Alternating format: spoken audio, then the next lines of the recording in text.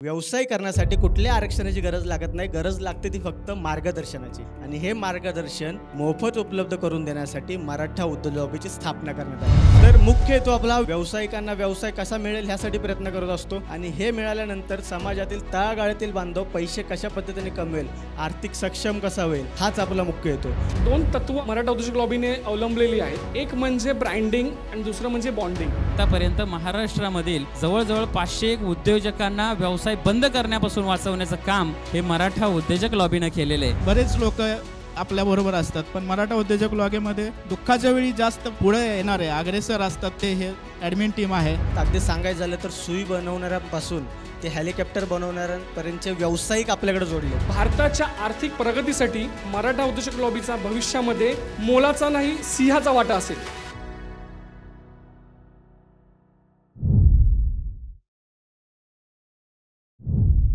चर्चा सुरू करताना माझा सगळ्यात पहिला प्रश्न जो आहे हा कृषीराज सरांसाठी आहे. मराठा उद्योजक लॉबी म्हणजे नेमकं काय? सर्वांना नमस्कार, जय शिवराय. या ठिकाणी आपण सर्वांनी इथे बोलण्याची संधी दिली त्याबद्दल अतुल राजोळी सरांचे मनपूर्वक धन्यवाद मानतो. मराठा उद्योजक लॉबी काय आहे या सांगण्याचं इथे उपस्थित आहोत. माझं नाव कृषीराज चव्हाण, मी सिव्हिल कलर्स या फर्मचा डायरेक्टर आहे. आम्ही प्रामुख्याने बिल्डिंग, पेंटिंग, रिपेरिंग, ऑटोप्रूफिंग, कन्स्ट्रक्शनमध्ये काम करतो नवी मुंबईमध्ये. मराठा उद्योजक लॉबी थोडक्यात सांगायचं झालं तर विणकाम करणारे तुम्हाला माहिती आहेत. अगदीच एक एक धागा विणून ज्या पद्धतीने सुंदर वस्त्र तयार करतात आणि त्या वस्त्रात ज्या पद्धतीने आपण वापरतो त्याच पद्धतीमध्ये समाजातील एक एक बांधव जोडण्याचं काम ज्या पद्धतीने होतं त्याच्या संघटनेला आम्ही मराठा उद्योग लॉबी असं म्हणतो. आता तुम्हाला मी पूर्ण एक्सप्लेन करतो मराठा उद्योग लॉबी म्हणजे काय.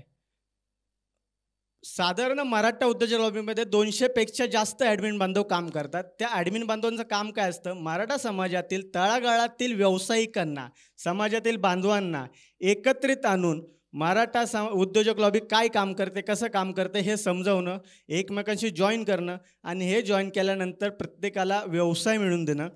जे व्यवसाय करतात, ज्यांचा काही व्यवसाय नाही त्यांना व्यवसायामध्ये आणण्यासाठी प्रेरित करणं. काय व्यवसाय करता येईल, मार्केटमध्ये संधी कोणत्या प्रमाणात आहेत, कशा पद्धतीने तुम्ही व्यवसाय करू शकता हे सर्व त्यांच्यामध्ये पोचवणं. आणि हे सगळं करण्यासाठी संपूर्ण महाराष्ट्राच्या बाहेर 200पेक्षा जास्त आपले ॲडमिन बांधव काम करतात. 24/7 तुम्ही कधीही फोन करा, कधीही तुम्हाला ते उपलब्ध मिळतील. आणि हे सर्व करण्यासाठी निःशुल्कपणे काम चालतं. आजपर्यंत निःशुल्क करत आलोत, आत्ता पण करतो आणि ह्यापुढे आम्ही करत राहू.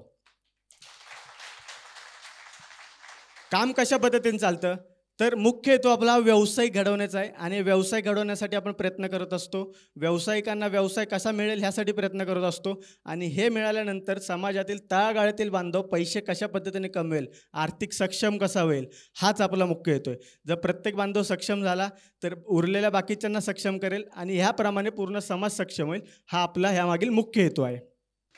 खूप धन्यवाद सर. खूप अगदी थोडक्या शब्दामध्ये त्यांनी मराठा उद्योजक लॉबी म्हणजे काय हे आपल्याला सांगितलं आहे. अजून एक माझा छोटासा प्रश्न आहे तुमच्यासाठीच. आपण पाहतो समाजामध्ये बरेच राजकीय पक्ष आहेत किंवा बरेच मराठा संघटनासुद्धा आहेत जे काही ना काही मार्गाने काम करतच असतात. पण ह्या सगळ्या असताना देखील मराठा उद्योजक लॉबी ही स्वतंत्र अशी निर्माण करण्यामागचं कारण काय? मला तरी असं वाटतं मराठा समाजाच्या आर्थिक विकासासाठी काम करणारा आत्तापर्यंत तरी कुठला पक्ष मी बघितलेला नाही आहे. संघटना भरपूर आहेत, संघटना भरपूर प्रमाणात काम करतात, पण मराठा समाज आर्थिक सक्षम व्हावा, आर्थिक समृद्ध व्हावा आणि या उद्योजकतेवरती राज्य करावा हा हेतू ठेवूनच मराठा उद्योजक लॉबीची स्थापना झाली. आणि हा स्थापना करण्यामागील मुख्य हेतू काय आहे, कशासाठी केले तर तुम्हाला सर्वांना माहीत असेल 2016मध्ये कोऑपरेटिव्हमध्ये खूप वाईट घटना घडली आणि ती वाईट घटनेमुळे संपूर्ण समाज रोडवरती आला, करोडोच्या संख्येने एकत्रित झाला. त्याचबरोबर आरक्षणाची एक देखील मुख्य मागणी होती आणि ह्या मागणींना धरून संपूर्ण महाराष्ट्रामध्ये 58पेक्षा जास्त मोर्चे झाले. आपण हे सगळ्यांनी बघितलेले आहेत, आपण सुद्धा सगळे उपस्थित होता, इव्हन आम्ही सुद्धा उपस्थित होतो. पण हे सर्व करत असताना पुढे काय, कोर्टामध्ये पुन्हा आपली वाटचाल चालवली, कोर्टामध्ये आपण लढाई लढत राहिलो, अजून पण आहेत, फाशींची शिक्षा होते, आरक्षणाची लढाई चालू आहे. पण काय कुठेतरी काहीतरी साध्य करायचं आहे. पण हे करत असताना आरक्षणासाठी आपण लढलो, आरक्षणासाठी सगळं केलं. अशाच एका वेळेस आपल्यातीलच एका ध्येयवेड्या तरुणाच्या, ते ध्येयवेड्या तरुण म्हणजे आपले मराठा उद्योग लॉबीचे संस्थापक अध्यक्ष विनोददादा बडे यांच्या मनामध्ये एक संकल्पना आली, मराठा समाजाला शिक्षण घेण्यासाठी, नोकरी घेण्यासाठी आरक्षणाची गरज आहे. त्यातून किती जण तरी आरक्षणाच्या माध्यमातून यशस्वी होतील, शिक्षण पूर्ण घेतील, नोकरीमध्ये लागतील. पण व्यवसाय करण्यासाठी कुठल्या आरक्षणाची गरज लागते का? नाही. व्यवसाय करण्यासाठी कुठल्या आरक्षणाची गरज लागत नाही. गरज लागते ती फक्त मार्गदर्शनाची. आणि हे मार्गदर्शन मिळवण्यासाठी, मोफत उपलब्ध करून देण्यासाठी मराठा उद्योग लॉबीची स्थापना करण्यात आली.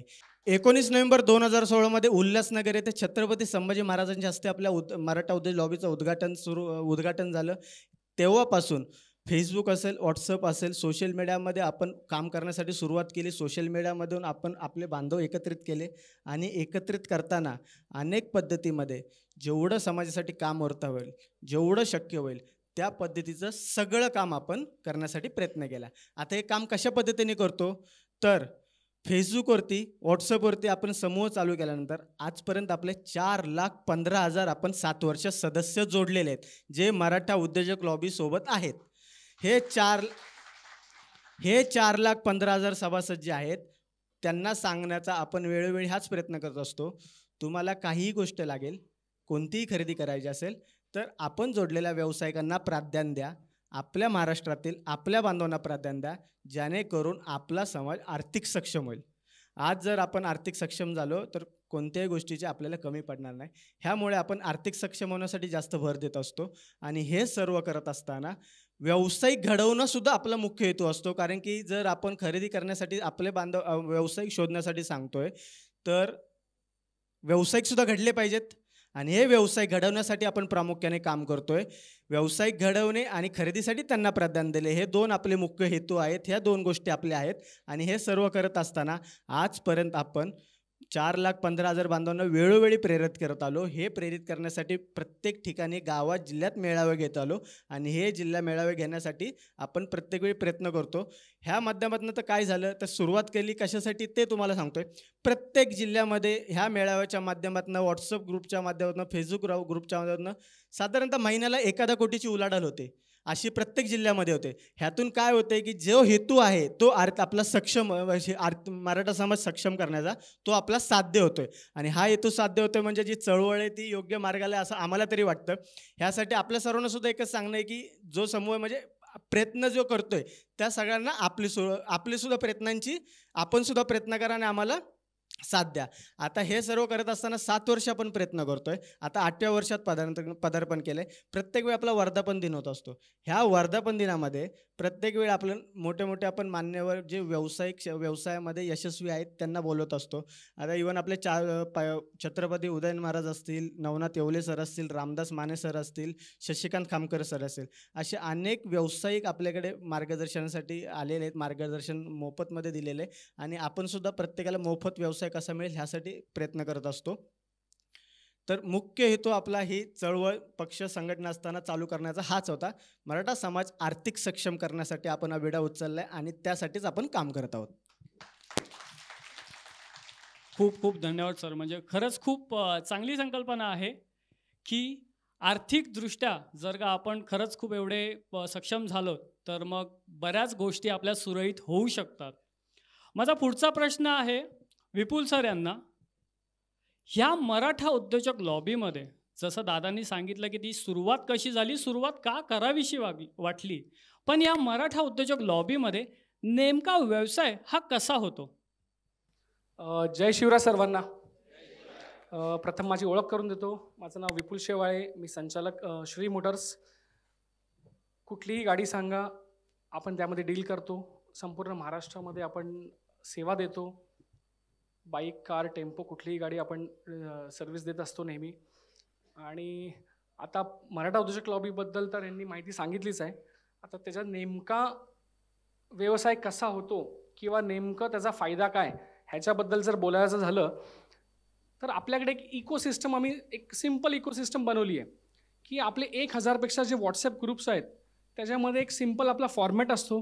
त्या फॉर्मॅटद्वारे आपण एक अमुक गोष्ट जर एखाद्या तालुक्यात जी हवी असेल तर ती व्यक्ती फक्त एक सिम्पल पोस्ट टाकते आणि पोस्ट केल्यानंतर within a fraction of seconds ती पोस्ट आमचे 200 ॲडमिन्स जे बॅक एंडला काम करत असतात ती पोस्ट अख्ख्या महाराष्ट्रात व्हायरल करत असते.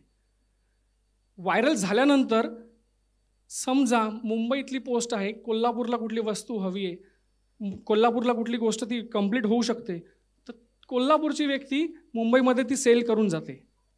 तर ही एक सिम्पलशी आपण एक म्हणजे इकोसिस्टम बनवली आहे. त्याच्यामध्ये आज मी तुम्हाला उदाहरण देऊ इच्छितो 2-3.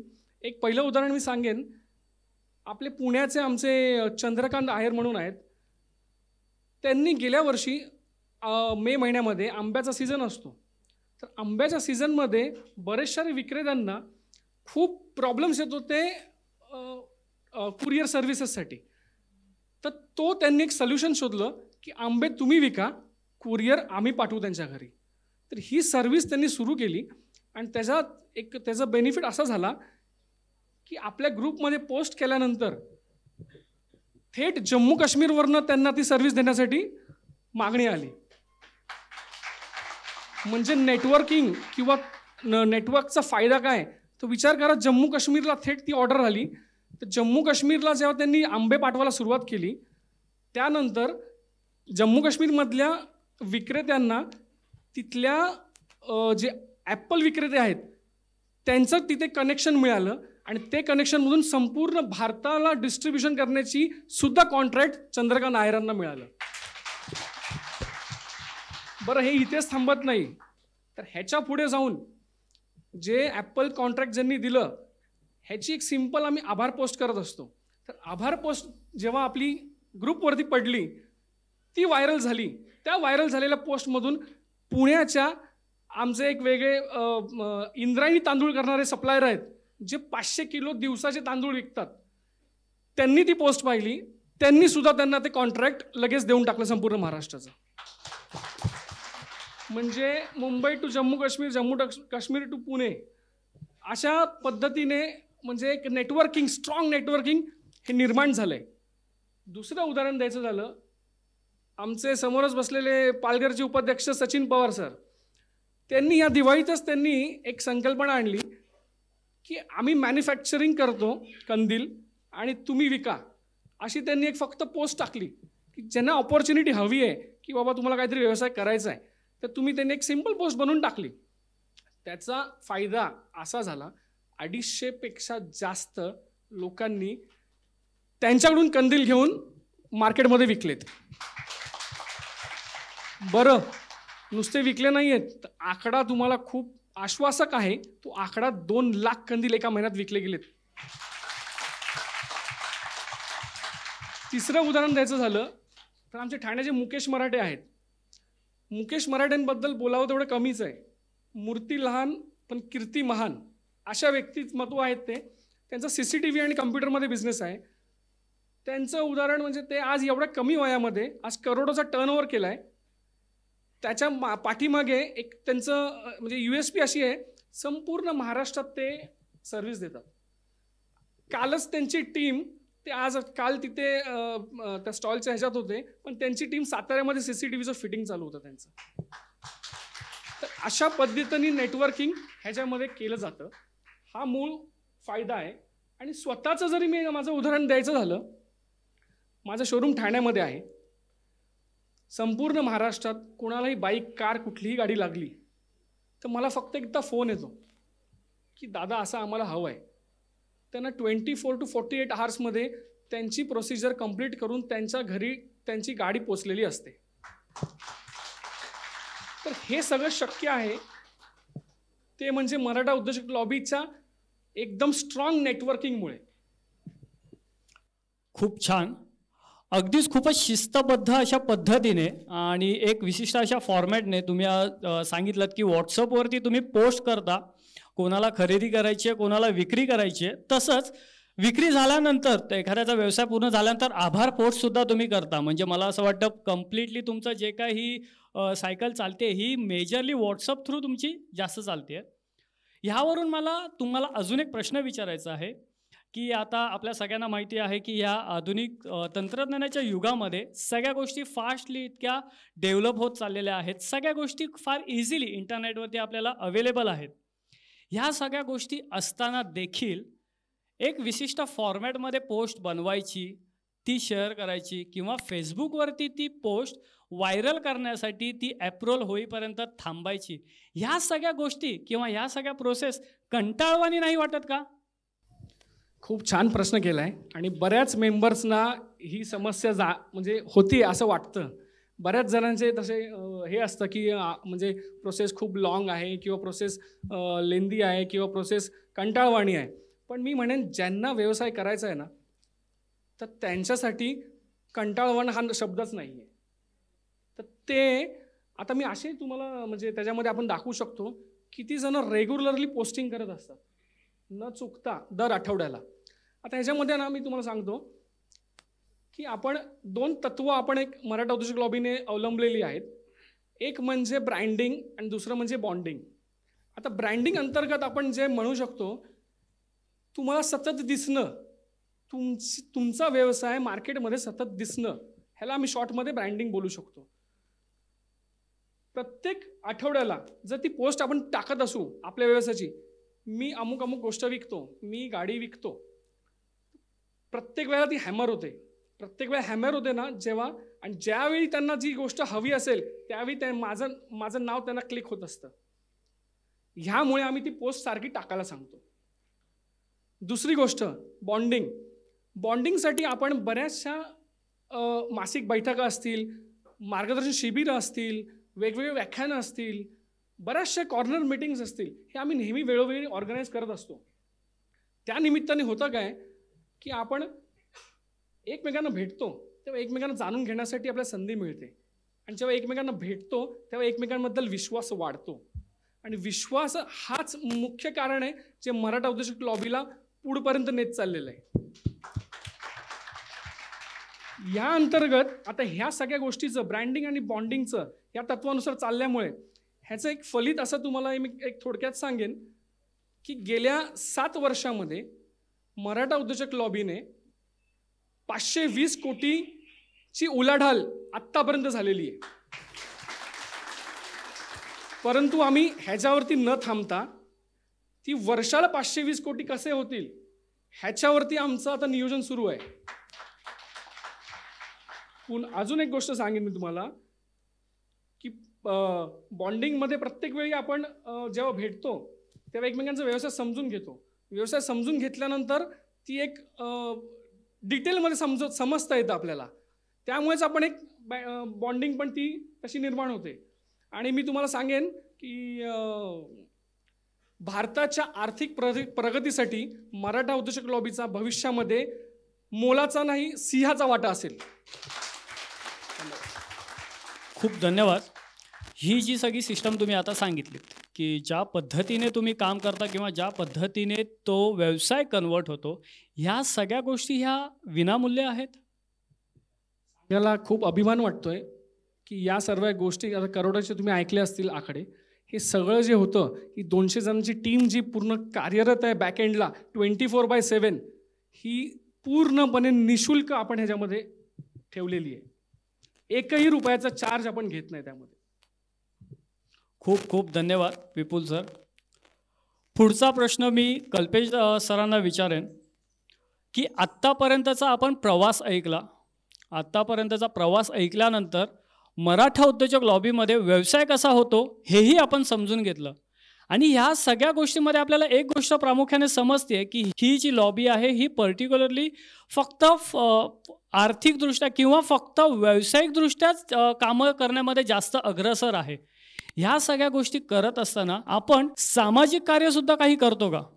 नमस्कार सर्वांना, जय शिवराय.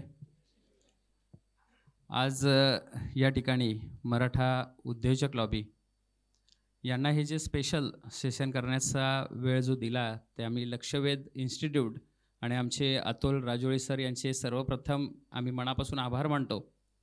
आणि एक खूप चांगला माझ्या स्वतःविषयी सांगायचं झालं तर माझं नाव कल्पेश सकपाळ, माझं गाव सातारा आहे आणि राहायला आम्ही विरार या ठिकाणी आहोत. आणि मराठा उद्योजक लॉबीमध्ये गेल्या 7 वर्षापासून आम्ही कार्यरत आहोत. मराठा उद्योजक लॉबी काय काम करते, कशा पद्धतीने काम करते याच्याविषयी विस्तृतपणे माहिती आमच्या दोन्ही बांधवांनी दिलेली आहे. परंतु याच्याही पेक्षा पुढं जाऊन मला जर सांगायचं झालं तर आज आपण प्रत्येकजण व्यवसाय करत असतो. खूप मोठ्या पद्धतीने घडामोडी घडत असताना आपण व्यवसायामध्ये खूप मोठ्या उंचीवर जात असताना प्रत्येक ठिकाणी आपण बघितलं तर व्यावसायिक संघटना असतील, व्यावसायिक संस्था असतात. परंतु मराठा उद्योजक लॉबी ही वेगळी संस्था आहे असं आम्ही म्हणतो. कारण प्रत्येक संस्था असेल, प्रत्येक संघटना असेल, त्या ठिकाणी जी तिथली लोकं असतात त्यांना मोठं करण्याचं काम नक्कीच केलं जातं. या संस्थेत देखील तेच केलं जातं.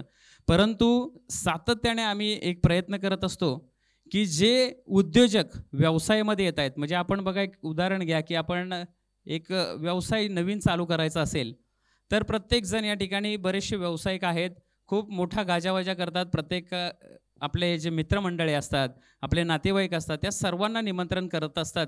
उद्योजक जेव्हा आपण नवीन व्यवसाय चालू करतो त्यावेळेस सगळ्यांना निमंत्रण करतो. परंतु तोच व्यवसाय काही कारणास्तव बंद करण्याची ज्या वेळेला वेळ येते तेव्हा स्वतःच एखादं काहीतरी लॉक घेऊन येतो, टाळा लावतो आणि तो व्यवसाय आपला बंद करतो. परंतु मराठा उद्योजक लॉबी काय करते तर अशा व्यावसायिकांना जे खूप म्हणजे अडचणीमध्ये असतात तर अशा व्यावसायिकांशी आपण सर्व सविस्तरपणे बोलतो आणि त्यांना मार्गदर्शन करतो की तुम्ही काय केलं पाहिजे, इथून पुढे हा व्यवसाय बंद नाही पडला पाहिजे. आणि हे आम्ही काम करत असताना आतापर्यंत महाराष्ट्रामधील जवळजवळ 501 उद्योजकांना व्यवसाय बंद करण्यापासून वाचवण्याचं काम हे मराठा उद्योजक लॉबीनं केलेलं आहे. कसं आहे की माणसाच्या अंगामध्ये बळ असतं परंतु त्याची जाणीव करून देण्याचं काम हे आपण सातत्याने करत असतो. प्रत्येकजण बघा, प्रत्येकाला लढायचं असतं आणि लढण्यासाठी एक बळ लागतं. परंतु प्रत्येकाच्या अंगामध्ये ते बळ दडलेलं असतं, लपलेलं असतं. परंतु त्याला एक जागरूक करण्याची जी निर्मिती करायची असते, त्याच्या अंगामध्ये बळ निर्माण करायचं असतं, ती ही संस्था आणि ही संघटना करत असते. या ठिकाणी असंख्य उद्योजक समोर देखील आपल्याला बसलेले असतील. आज मराठा उद्योजक लॉबी घ्या किंवा लक्षवेध इन्स्टिट्यूट घ्या किंवा इतरही संस्था घ्या, या काय करतात तर लोकांना एकत्र करण्याचं काम करतात.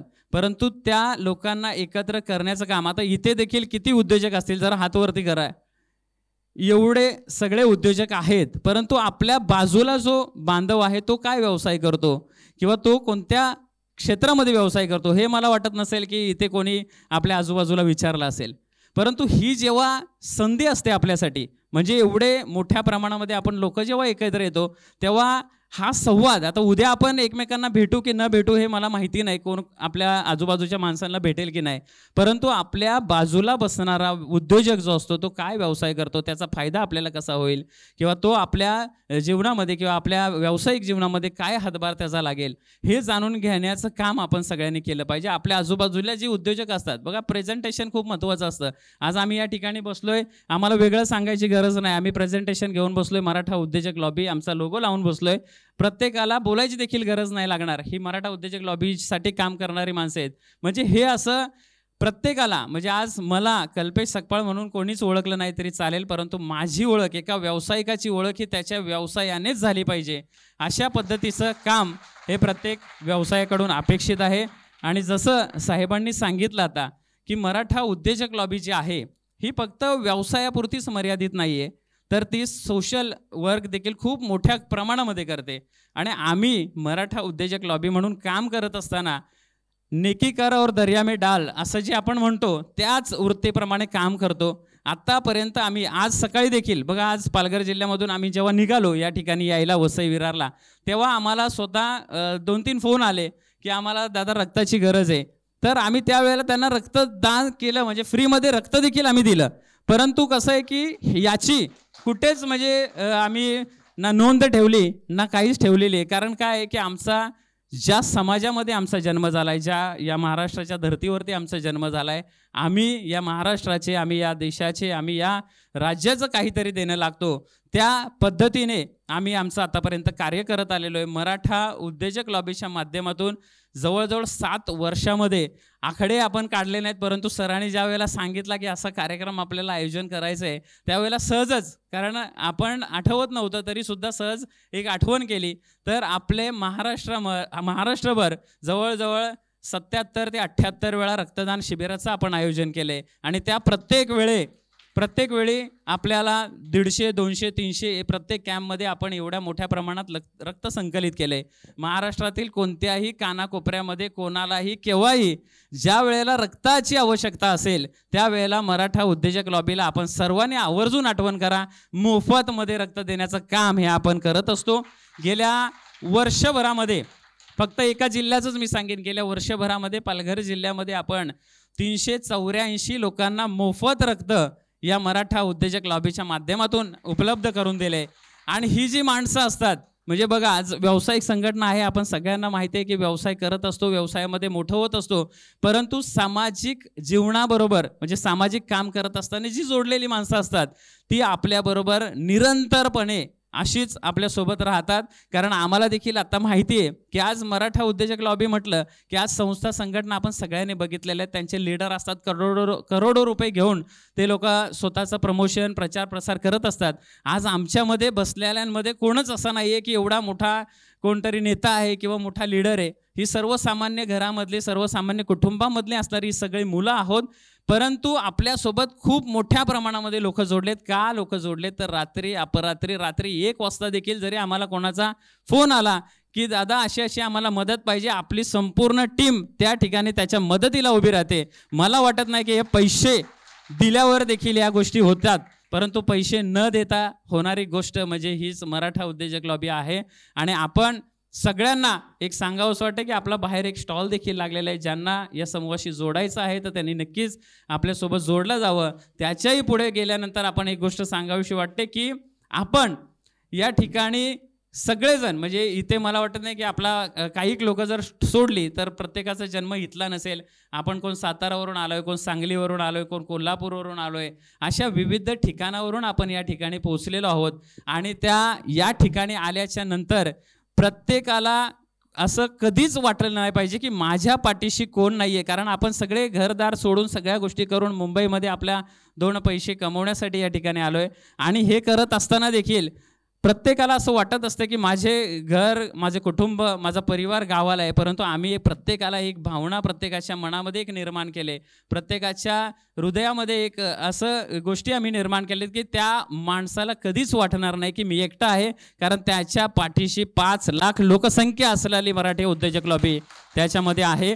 त्यामुळे नक्कीच साहेबांनी चांगला प्रश्न आम्हाला विचारला जो की सोशल वर्कमध्ये खूप अजूनही बऱ्याच गोष्टी आहेत. म्हणजे या संदर्भात म्हणजे हे काय वेगळं आपण सांगत नाही, आतापर्यंत जे घडलंय असं जर सांगायला आपण गेलो तर साहेब मला वाटतं 2 दिवस देखील आपल्याला कमीच पडतील. कोल्हापूरचे बांधव आहेत, ते मेडिकलचा एक व्यवसाय सांभाळतात आणि समोर असणाऱ्या बऱ्याचशा बांधवांकडून खूप त्यांना एक मानसिक त्रास असेल किंवा त्यांनी व्यवसाय नाही करावा यासाठी खूप वेगवेगळ्या पद्धतीने लोकांचे एक त्यांच्यावरती आक्रमण काही गोष्टी करत होते.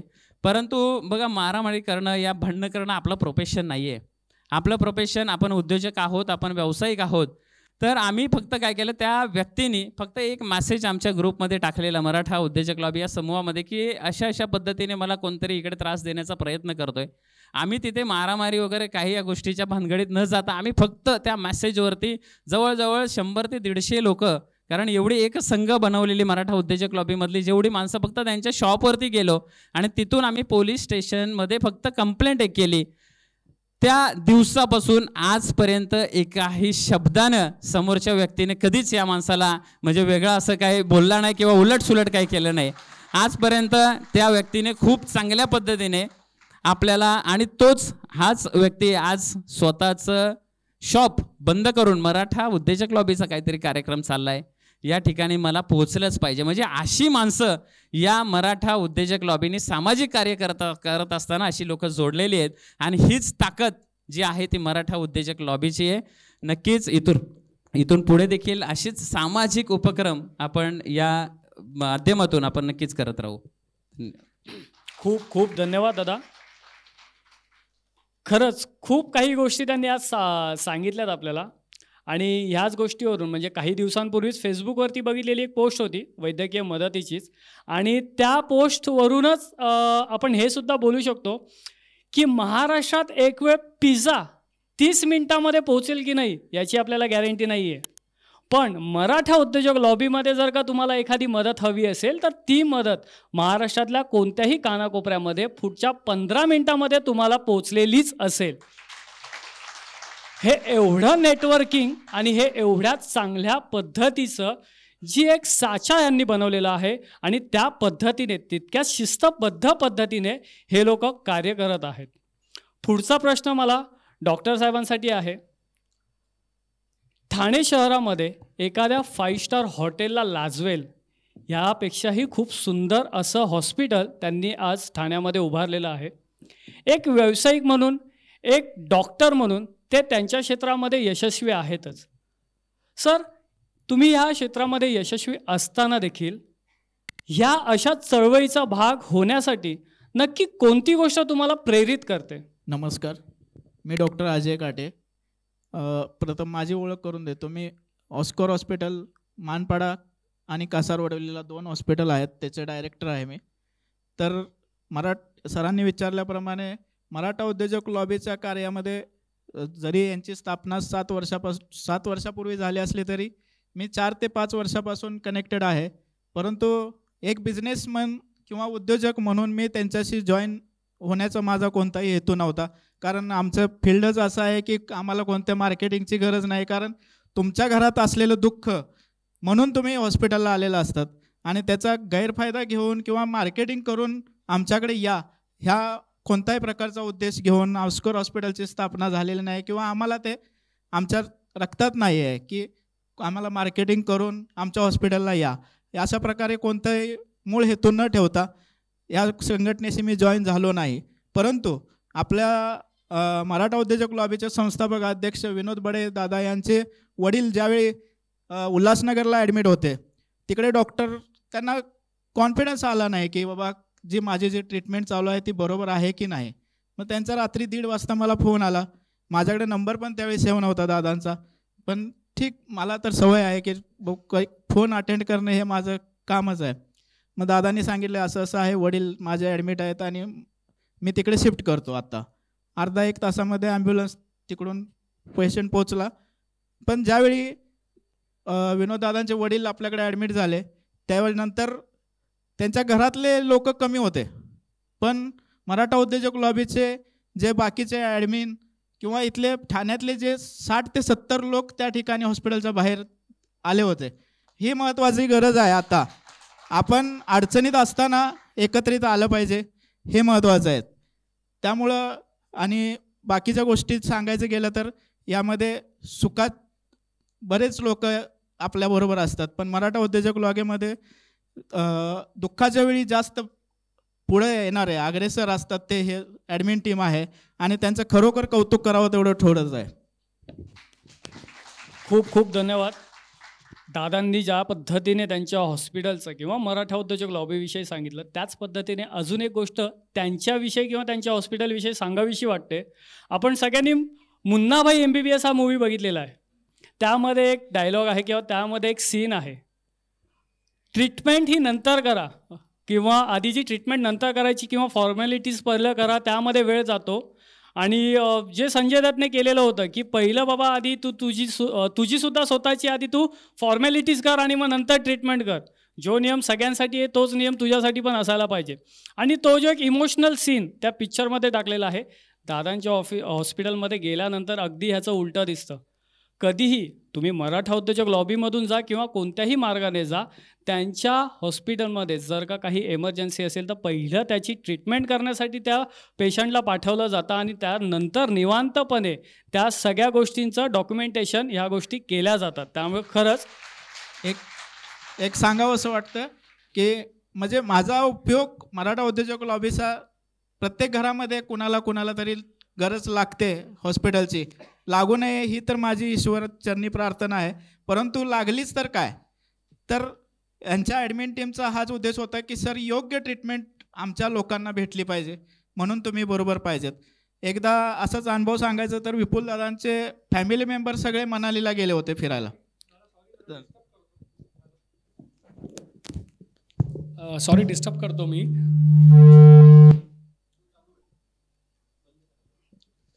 मध्ये सॉरी डिस्टर्ब केलं तुम्हाला.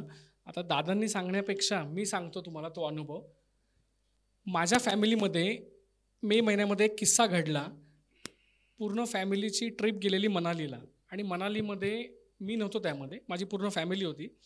माझे नातेवाईक, मामा, काका, मावशी सगळेजण होते.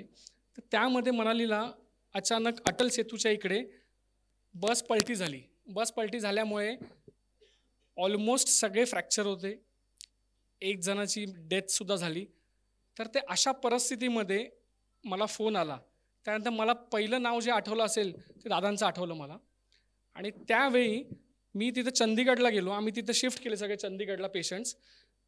क्रिटिकल पेशंट होते ते 4 आम्ही इथे चंदीगडमध्ये राहिलो. त्यानंतर तिथून पण दादांना मी एक फोन केला. दादा म्हणाले तुम्हाला फोन करायची तर गरज नाही आहे, तुम्ही फक्त जे येऊ शकतात असे पेशंट्स तुम्ही घेऊन या, आपण त्यांना ट्रीट करू इथे प्रॉपरली. कारण की बाहेरच्या राज्यात आपल्याला कोण कसं ट्रीटमेंट देईल, कुठे काय जायचं हे काहीच माहिती नसतं. त्यामुळे आम्ही फक्त एका फोन कॉलने दादांना सांगितलं आणि त्यानंतर बरीचशी मंडळी आमची ठाण्यामध्ये ऑस्कर हॉस्पिटलला कासारवडीला येथे गेली. आणि त्यानंतर जे झालं, दादांनी मला पुढच्या 15 दिवसामध्ये एकदाही फोन करण्याची मला गरज भासली नाही. त्यांनी शब्द दिला, दादा तुम्ही तिथे चंदीगडमध्ये सांभाळा, मी इथे तुमची काळजी घेतो.